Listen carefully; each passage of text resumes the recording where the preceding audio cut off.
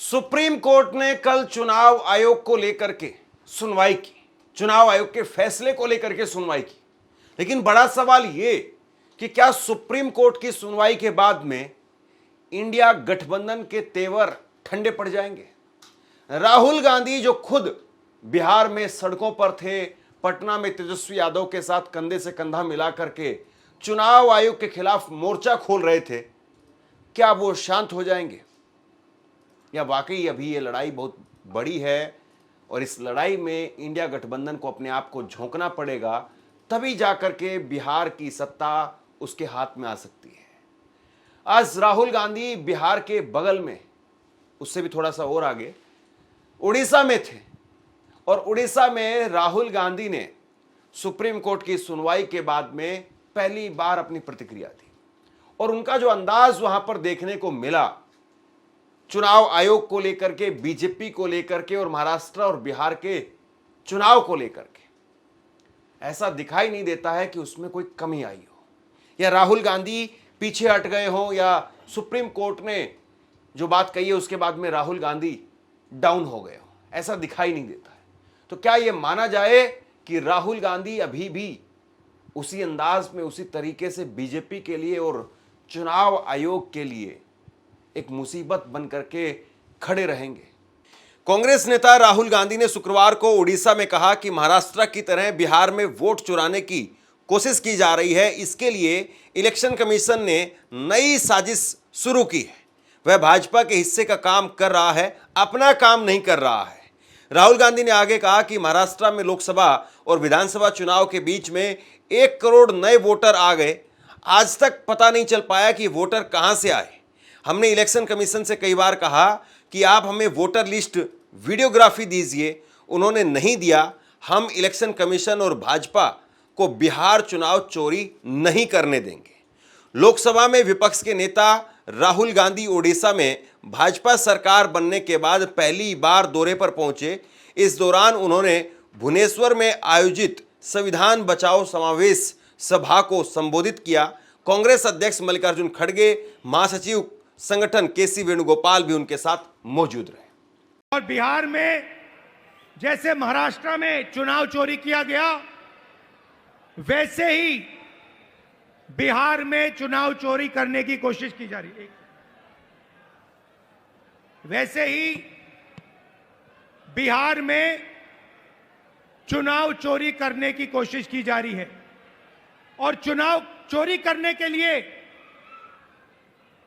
Election commission ने नई साजिश शुरू की है।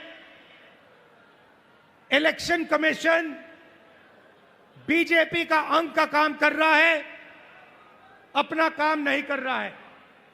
महाराष्ट्र में लोकसभा और विधानसभा के बीच में 1 करोड़ नए वोटर आ गए। आज तक किसी को नहीं मालूम ये वोटर कौन थे और कहां से आए।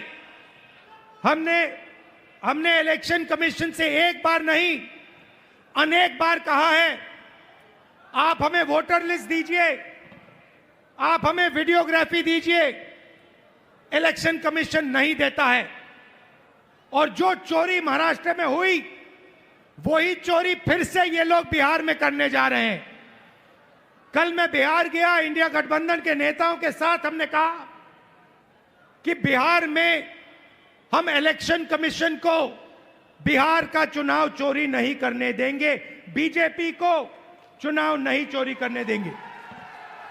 राहुल गांधी के इस स्टेटमेंट के बाद में साफ दिखाई दे रहा है कि कांग्रेस पार्टी या राहुल गांधी खास तौर पर इस मुद्दे पर टस से मस होने के लिए तैयार नहीं है।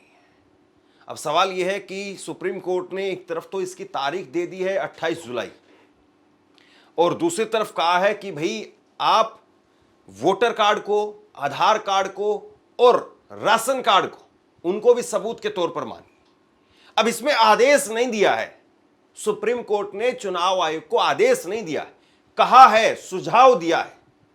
अब इस सुझाव को चुनाव आयोग कितना मानेगा, यह सुझाव जो है वो किस तरीके से वहां पर वोटों को काटने में, जोड़ने में असर कर डालेगा। और बड़ा सवाल यह भी है कि क्या 28 तारीख की जब सुनवाई होगी तो उस सुनवाई में चुनाव आयोग कहेगा कि हमने सारे काम पूरे कर लिए हैं, सभी वोटर का नाम जोड़ दिया है, इतने करोड़ वोटर पहले थे, इतने करोड़ वोटर हमारे रिवीजन लिस्ट में आ गए हैं, तो यानी कोई वोटर बचा ही नहीं।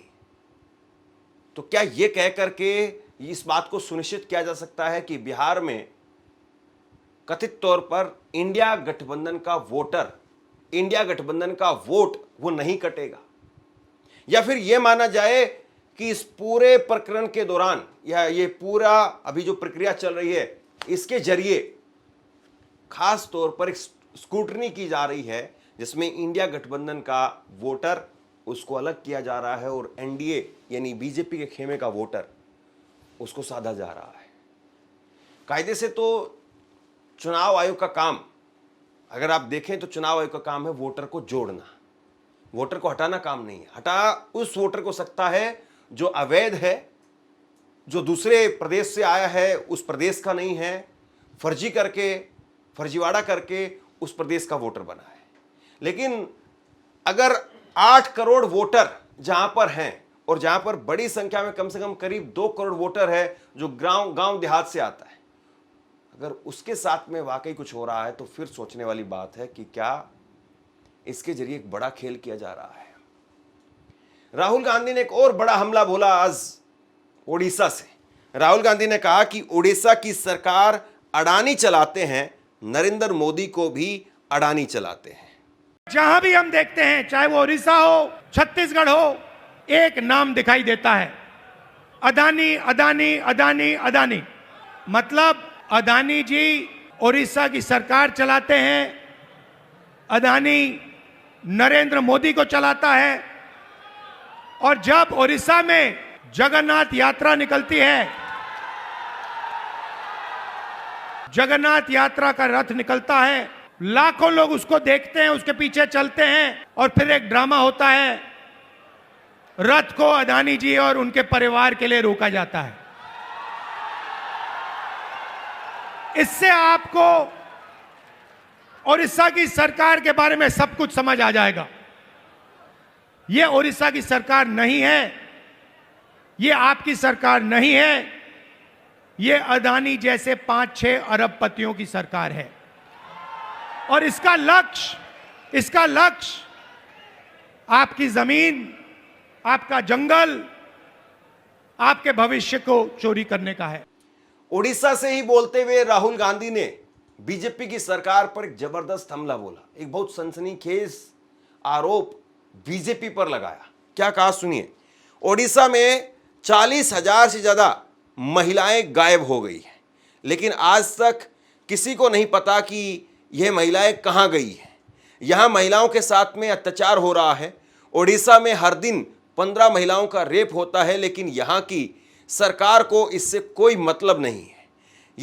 ये सरकार 24 घंटे सिर्फ आपकी जमीन छीनने का काम करती है। इसलिए मैं आपको बताना चाहता हूं कि जब भी आपको मेरी और कांग्रेस पार्टी की जरूरत होगी, हम आपके साथ में खड़े होंगे। जब भी आपको बुलाना हो, जहां पर भी ले जाना हो, मैं हमेशा तैयार हूं। मैं बीजेपी सरकार को यहां से हटाना चाहता हूं। उड़ीसा में 40,000 से ज्यादा महिलाएं गायब हो गई हैं। आज तक नहीं मालूम कि ये महिलाएं कहां गई। महिलाओं के खिलाफ हर रोज यहां अत्याचार होता है, रेप होता है, बलात्कार होता है।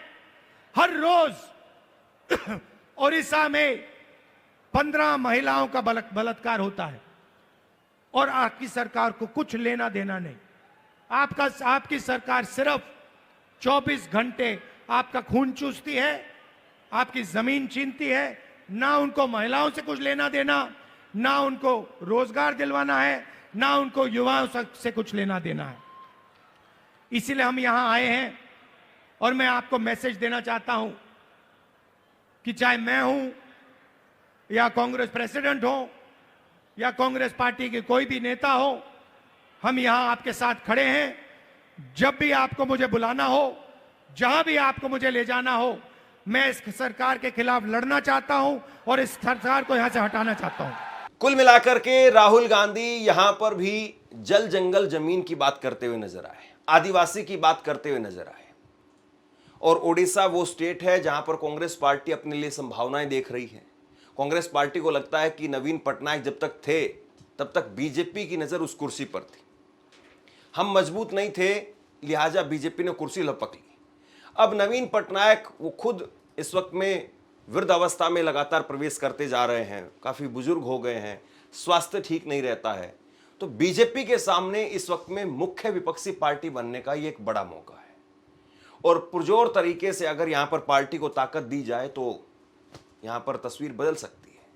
और इसीलिए वो जल जंगल जमीन की बात, गरीब आदिवासी की बात पुरजोर तरीके से यहां से उठा रहे हैं। पीएम फसल बीमा योजना का एक ही लक्ष्य है, गरीब किसानों से पैसा लेना, सरकार का पैसा लेना और सब कुछ 3-4 अरबपतियों की झोली में डाल देना। आपदा के वक्त में किसानों के साथ क्या होता है इससे उन्हें कोई मतलब नहीं। नरेंद्र मोदी जी एक नई योजना लाए थे, पूरे देश में उन्होंने फसल बीमा योजना, एक नई योजना लागू की थी। उन्होंने कहा था कि जब किसानों को मुश्किल होगी, तूफान ओले से उनका नुकसान होगा, तो ये नई योजना उनकी मदद करेगी। और उन्होंने क्या किया? उन्होंने आपसे पैसा लिया, गरीब जनता से, गरीब किसानों से पैसा लिया, प्रधानमंत्री बीमा योजना के लिए सरकारों से पैसा लिया, सेंट्रल गवर्नमेंट से पैसा लिया और वो पैसा उन्होंने उन्हीं 3-4 बड़ी कंपनियों को दिलवाया। आज सच्चाई ये है कि जब आंधी आती है, तूफान आता है, ओला गिरता है, किसान को मुआवजा नहीं मिलता। हजारों करोड़ रुपए नरेंद्र मोदी जी ने इन कंपनियों को दिया, मगर ये कंपनियां जब आपका नुकसान होता है, आपका पैसा वापस आपको नहीं देती हैं। यह सच्चाई है।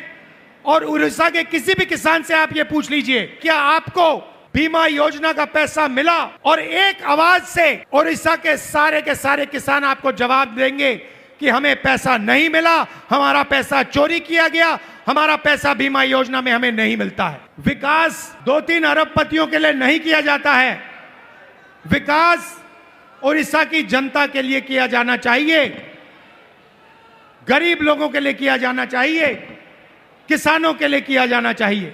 चुनाव आयोग को जो जवाब है उसके अलावा अगर आप देखें तो राहुल गांधी का हमला जिस तरीके से बीजेपी के ऊपर रहता है, उसी अंदाज में राहुल गांधी आज यहां पर बोल रहे थे। यह बात सही है कि नवीन पटनायक से पहले बीजेपी यहां पर सरकार में नहीं थी, कांग्रेस ही यहां पर सरकार में थी, लेकिन नवीन पटनायक एक लंबे वक्त तक ओडिशा के मुख्यमंत्री बनकर के रहे और अब बीजेपी वहां पर सरकार में है, लेकिन अब कांग्रेस वहां पर कोशिश कर रही है।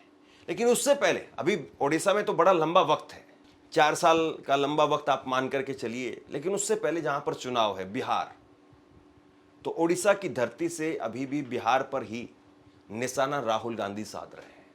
सवाल इस बात का है कि चुनाव आयोग क्या वाकई पूरी निष्पक्षता के साथ काम कर रहा है?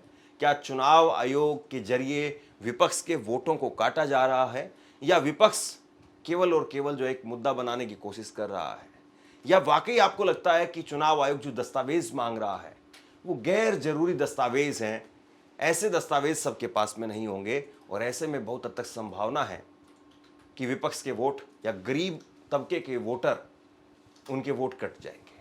और ऐसे में विपक्ष को चाहिए कि वो एक मजबूत लड़ाई सड़क पर और चाहे जो भी मंच हो वहां पर लड़े।